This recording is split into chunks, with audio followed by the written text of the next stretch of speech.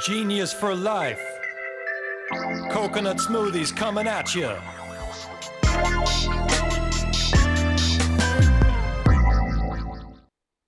All right, welcome to 15 Minutes of Genius. We are broadcasting from Manhattan Beach Studios in the beautiful city of Manhattan Beach. Big shout out to Mark Nicholas, Mark N at ManhattanBeachStudios.net. I think at this point he just lives here. You know, I think the bed is behind the stage right here. This guy lives, breathes, and eats. I'm not going to say the SH word.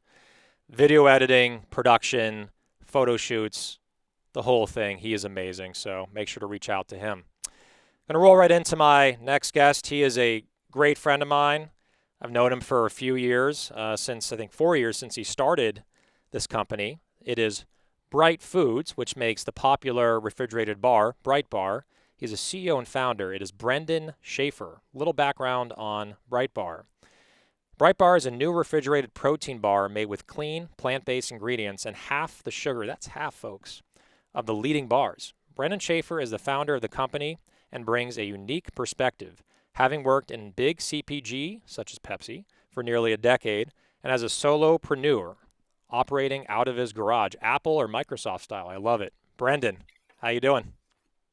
Good. It's great to be with you. Thanks for having me on. Yeah, definitely. I'm glad that the picture and everything is coming in very clearly. I know when we first had, when we were first setting all this up, I think 2 or 3 people in your household, like your wife or kids, were like streaming at the same time. And glad we found out what the issue was with the bandwidth. Yeah. Yeah, we were battling Paw Patrol and we were losing. Definitely losing big time. Yeah. So, all right, let's get right into it. Love your bars. They're amazing. I was telling you, before we started airing this that I had one yesterday, my wife had one today. Talk about just the product line, what makes you different, how is it differentiated from the other bars that are on the market. So tell us more about Bright Bar and Bright Foods. Yeah, so we make a new line of refrigerated protein bars. We call them our clean protein bars. They are nut butter based. They're entirely plant based. And as you mentioned at the outset, they have half the sugar of other bars. We also are gluten free, soy free, egg free, dairy free. We don't use any sugar alcohols. You're not going to find any soy inside of our bars. And in addition to what's not in them, we also pack them with superfoods and greens. So even though you would never know it when you're eating them, there's apple, banana, coconut, kale, spinach, reishi, and maca inside of these bars. So they really are the cleanest, freshest tasting bar you can find on the market. Our closest competitor that actually created the refrigerated bar segment, has tons of sugar. It's basically a candy bar. And as more and more people have been waking up to that, and as more and more people have been looking to avoid dairy, personally, I wanted a product that I could eat. And as I started talking to a lot of people in the places where we were doing business with a previous line, Whole Foods, Sprouts, we found that a lot of people wanted that same thing. So we set out to make the kind of food that we wanted to eat, which again was clean, plant-based, low sugar, delicious while you're eating it, and you feel great afterwards. That's awesome. I think that is 100% accurate. I don't think I know from having the bar almost probably at least a few times a week. You mentioned, there was a previous line. You said the word previous. Let's go into that because rebooting and pivoting is a pain in the ass. It's getting the old product off the shelf, getting the new product on the shelf, working with the retailers, convincing them to say, hey, we're replacing the current line with a new line. Tell us more about your older line. What led you to make this decision to bring in the new line, and how is the new line doing it? How is the new line doing, and has that decision paid off yet? I'm sure it's starting to pay off because they see the product moving even better. But tell us more about the pivot and how you got through just those battlegrounds. Yeah, so a lot of great questions in what you just served up. To provide a little bit of context, so we originally started by creating the world's first refrigerated fruit and vegetable bar using a process called high pressure pasteurization. We essentially figured out how to create a product which was like eating a bowl of fresh fruit and nuts along with vegetables that you could hold in one hand. Tremendous scientific breakthroughs. We had a significant amount of IP, and we found that there was a group of people out there, which was growing, who really loved the product. And our vision originally pre-COVID was to maintain that line and to have our protein line side by side on the shelf with it. We were really looking at it as two different eating occasions. One of them being, I need protein, I need that satiety. The other one being, I'm looking for fruits, vegetables, and probiotics. And we actually sold into our retail partners, our leading ones, Whole Foods and Sprouts, both lines. They saw the complementarity, they saw the incrementality, and we were all set to have about 8 facings on shelf, in some cases even more. COVID actually changed that and changed it pretty dramatically, in that on one of your prior shows where you were talking with Stage 1 Financial CFO Jeremy, he was talking about the need to focus, and in these extreme times, the need to really ensure that margin is there, ensure that cash flow is steady, make sure that there's a very clear path to surviving what is a very difficult period of time. And so it forced me to make a very hard decision. I was looking at these two lines. One of them we were self-manufacturing, the other we were not. And as I went deep into the P&L, it became pretty clear that given how difficult I expected this situation to be, given how difficult COVID has proven to be, I was going to have to make a choice. And as I looked at everything that we had learned over the past 3.5 years, it became really clear that protein was the better business for us to be in, for a number of reasons. Now, that being said, pivoting is really hard. And again, we had infrastructure in place. So we had to figure out, how do we shut down what we've built? How do we run out inventories? How do we, what folks on the team do we need as we're starting up a new business? A lot of difficult decisions. But ultimately, we just saw that the opportunity was clear. Can you hear my daughter crying in the background? Just barely. Yeah. Both Mark and I are laughing. Yeah, I mean, this is a huge credit that we're at 7:00 at night, when that's about the time, the bewitching time when you're putting kids to bed or starting to get them to bed. And so we're seeing the Keeping Up with the Schaefers right now. This is a reality show. That's right. This is the reality of entrepreneurship, right? Exactly. Being as your 3-year-old screaming in the next room. Yeah, never. Things are never easy. There's always something going on, right? So, your new bar, by the way, which is awesome. I've already said that, and I'm going to speak louder so everyone can hear me and and we'll hear you. I'm sure you'll start speaking louder too. We have competition now. Tell us how that launch has been. Tell us what stores that you are in with the protein bar, and what was the major difference you saw in velocity. But also, the one thing I want to add is your initial product line of the fruit and veggies. I fell in love with right away when I had it at Expo West, when I first met you at the High Touch booth, or it was at the Pataya Plus booth. Chuck Asano, who is the co-founder, CEO of High Touch, which we're both, which we're with and you're with. They're just, the bar itself, I think, is a huge improvement. But the veggie bar, the one that you had before, was also really good. Why did it not hit? Like, what, for any entrepreneurs watching, like when you release a brand, you got to think about what works and what doesn't. What did not work with that bar? Because it's a great bar and it tastes great and it's healthy. So what happened there?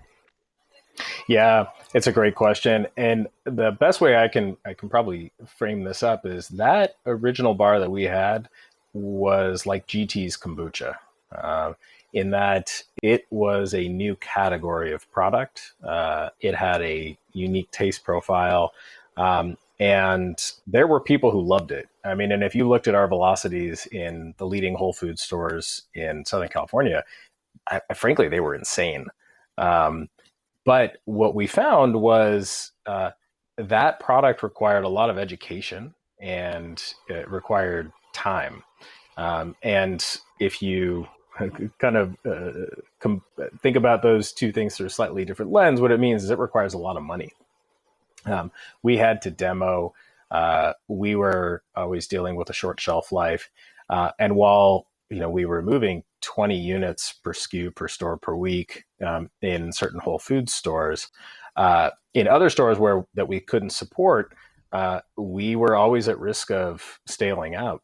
And the path became very clear, which was if we're going to build this business, we're going to have to continue raising capital and continue raising a lot of capital. And we're going to have to invest tremendously in building awareness and in building trial and in managing. Again, over time, the shelf life got better, but 160 days for a bar is still not a ton. Plus, we had all of the infrastructure because no one else in the world could make it. So I think there were a couple of key lessons which came out of that for me. Number one was when it comes to food, people want evolution. They don't want revolution. There's a group of people who want revolution. But if you want to create something that can scale, it's much, much easier to find a product category that is large, figure out what the dissatisfiers in that category are, address those dissatisfiers, and make a product that is better. I'm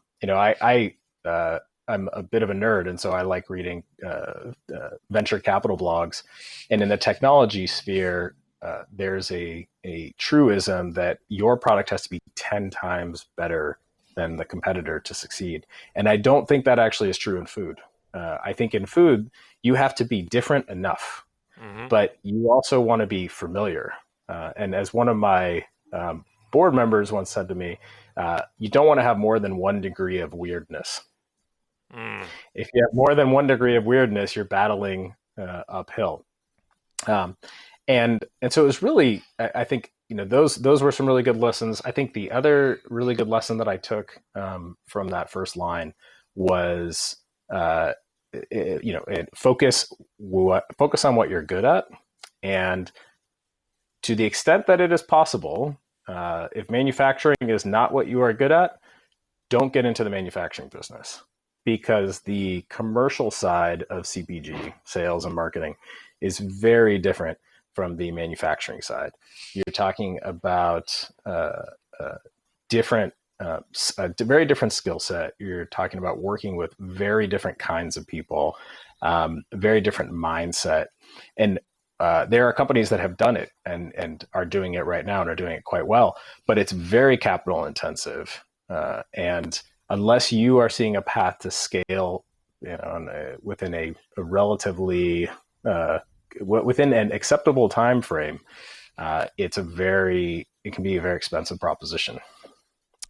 Yeah. So it sounds like you've really, cleaned a lot of things up, right? Number one, you made a product that this nut butter based with protein that is more scalable, probably more less cost or capital intensive, since you have a co-manufacturer handling it and making this product. But the biggest thing is that I think you said it best, and that's my biggest takeaway, and I think everyone viewing should be the biggest takeaway, is 1 degree of weirdness. I love that line. And also they want an evolution, not a revolution. And your product, you're in a category of refrigerated protein bars, which other brands such as Perfect Bar have dumped tens of millions of dollars, right, into marketing and building that category. And now you're coming in, right, with some other competitors as well, right, because it's a growing category, and offering something better. But the key thing is you're conserving capital. You don't have to put in as much money into the marketing side because people already know what almond butter is or peanut butter bars, and they know protein bars. And right there, it says on your package, like Mark, if you want to pull that up again, the packaging there, it says it right on there. It's kind of hard to see there, but it says, I think, 50% less sugar. It has the protein. It has a non-GMO. It looks like real food. And that's the biggest thing. Perfect Bar is a ton of sugar. I'll come out and say it. I know you won't say it. We're not supposed to talk trash about competitors, but I can talk about your competitors. And Perfect Bar is 20 grams of sugar or more. And I don't feel great when I have those. They're not bad, but I don't feel great. Yours are, I think, cleaner. It has veggies in there and the whole enchilada. So amazing job on the formulation and on the technology. I think the innovation, I should say, of your product. And you made that pivot look really freaking easy, but I know it was probably not, I mean, when people see a product on the shelf, like a consumer, they have no idea how much work, blood, sweat, tears, and whatever else it took to get that product on the shelf, from the ideation to the formulation to the technology to the packaging to convincing a buyer just to bring in the product. So there was a lot of work. So kudos to you, Brenden, and your team. And Adam, big shout out to Adam, your partner, for just getting this product to life and pivoting and being successful in your pivot. Thank you. What is next for Bright Bar? I would say Bright Foods is the parent company. What is next for innovation, right? Where are you thinking of this? Where's the next evolution going to be? So for us now, it's really about selling what we have. We just launched nationally with Sprouts. Congratulations! 3 weeks ago. Thank you. Great price point too. $2.99. Can't beat it. Yeah. We worked really hard to make sure, going back to the fundamentals that you were talking about earlier, we worked really hard to make sure that we had a solid margin at a price point that was accessible to consumers. Again, learnings which I've gotten over the past now 4.5 years. So we're in Sprouts. We've got an amazing partnership with Whole Foods here in SoCal. We're about to unveil a brand new website. And because we now are a protein-only company, we have rebranded, and we're making a push into DTC, and we're seeing actually awesome repeat rates already. And we're going to be putting more time, more effort, more resources against that. But one other good learning I've had, which may benefit some of the folks on this call, is in this early stage. Having about 500 really high quality doors, along with a DTC business where you've got solid margins and you can set up a subscription model and get recurring revenue. Those are really kind of the best laboratories that one can ask for. And from there, it's about figuring out, okay, how do I drive trial? How do I take a look at what my repeat rate is? How do I make sure I've got an economic equation that's making sense? So that's really where we're at right now. And the DTC piece, I'm especially excited about. We're going to have our new website up here in probably the next day or two. What's the website address? It's just brightfoods.com, BRIGHT foods.com. Love it. Can't wait to see it. Yeah. So it's going to be up the next couple days. We've got 2 other flavors on there, if I can just interject quickly, which are not available in retail. You showed one of them earlier. It's a peanut butter and jelly. And then the other one we have is a chocolate mint crisp. It's my personal favorite. It's like a thin mint, but in a way bar. healthier. Way healthier. Yeah. And they all have protein, right? They all have protein. They all have 12 to 14 grams of complete plant protein. They all have 9 grams of sugar. So it's, less than 10. They're all 8 to 10 grams of fiber and super clean ingredients. Sounds amazing. And you're really checking all of those boxes, from the protein to the fiber to less sugar, and also having veggies in there as well, which you can't really taste them, but you get the nutritional benefit from it. So I think what, Matt Weiss from Rind Snacks, he said it best, where it's where flavor and nutrition come crashing together. And I think you have mastered that with this product line. I'm going to, since, we're both in LA, I'm probably going to swing by your office or whatever and get product. I'm not going to wait for the site to go up. I'm very impatient when it comes to trying your product and new flavors. All right. Come on by. Yep. Totally. All right. Well, Brenden, this has been a huge pleasure. Congratulations on the pivot and all your success. And can't wait to see the website. So thank you again for joining us. Thank you. It's great to catch up and look forward to doing it in person soon. Definitely, definitely. All right. So that is Brenden Schaefer. He is the CEO and founder of Bright Foods. New website coming at you, brightfoods.com, and new flavors. We have the mint crisp, the chocolate mint crisp, and also the peanut butter and jelly. Amazing flavors. And I'm going to get them first before you do because I know him. All right. So thank you again for joining us. 15 minutes of genius. And last thing, stay genius, my friends.